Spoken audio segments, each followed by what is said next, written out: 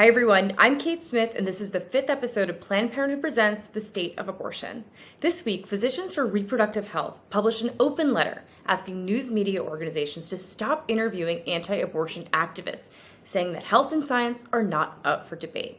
One of the signatures on that letter was Dr. Christina Bourne. She's the medical director for Trust Women, which is an independent abortion provider in Kansas. She joins me now. Thank you so much for being here.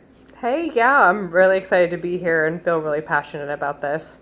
So tell me, why did you put your name on this letter?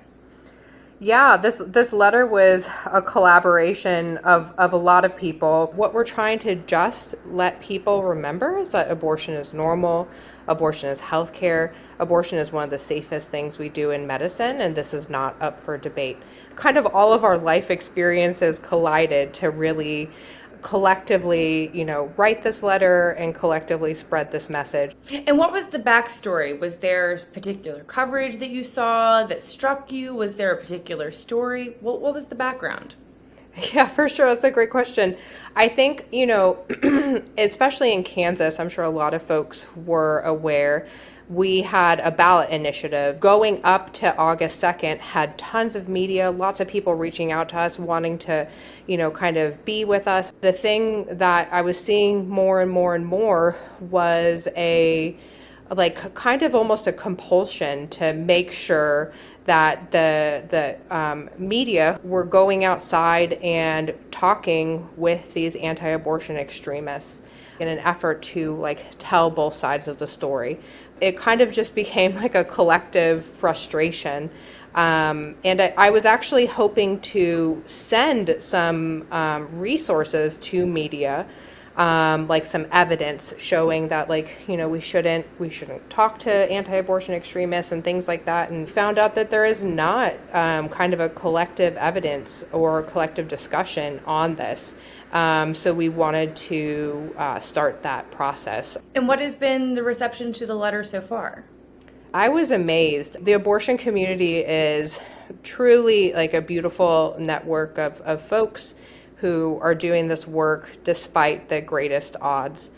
I was amazed to see, over 600 folks signing onto this letter, and really the momentum and traction that this letter got all throughout the country.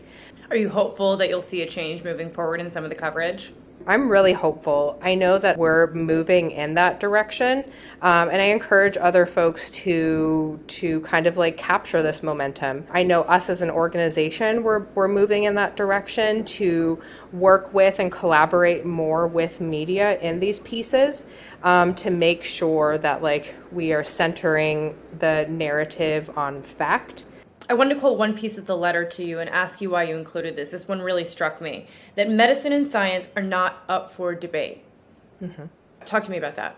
There is no question in this. I even find that I'm having trouble articulating it because it's just so foundational to me that we can't debate things that are rooted in fact, that are rooted in science. And there is no room for debate on abortion and the safety of abortion. Because the facts are there. The facts are there. I think there just needs to be some more introspection and more nuance to these sorts of pieces and to the people that we center and focus. I just don't think that those are the narratives that we need to continue to amplify. When they see that their picture is prominently featured right beneath a doctor or a patient, that lets the anti-abortion extremist community know that what they're doing is making an impact and it matters. Right. It's more than just 50-50 both sides coverage. It's actually in turn validating and giving legitimacy to their point, correct? Exactly. That's it.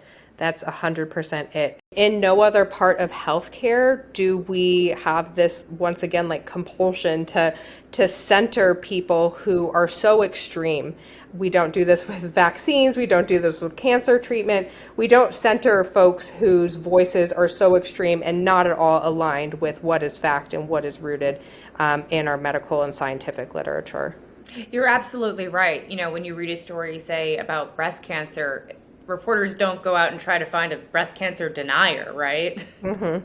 So it is unique to this community and to this world. And I'm curious why you think that is.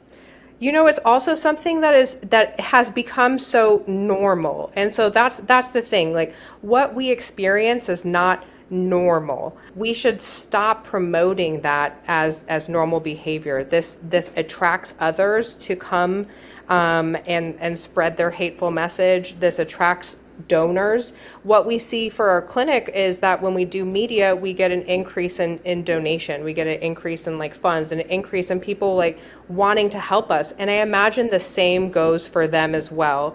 I feel like if people were standing outside of a hospital every single day, a lot of people would be horrified.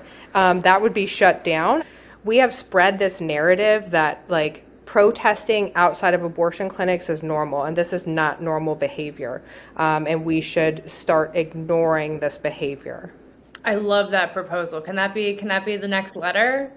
Yeah, like let's just ignore anti-abortion extremists.